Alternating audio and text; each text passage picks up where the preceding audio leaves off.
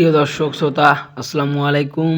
আশা করি আপনারা সকলে ভালো আছেন। তো ভালো আছেন জন্যই আমরা আজকে চলে এসেছি আপনাদের মাঝে আরও একটি ভিডিও নিয়ে। তো দর্শক শ্রোতা, আমরা আজকে যাকে নিয়ে কথা বলবো অবশ্যই আপনারা তাকে স্ক্রিনে দেখে চিনতে পেরে গেছেন। তো দর্শক শ্রোতা, আমরা আজকে কথা বলবো তামিম ইকবালের গার্লফ্রেন্ড সম্পর্কে।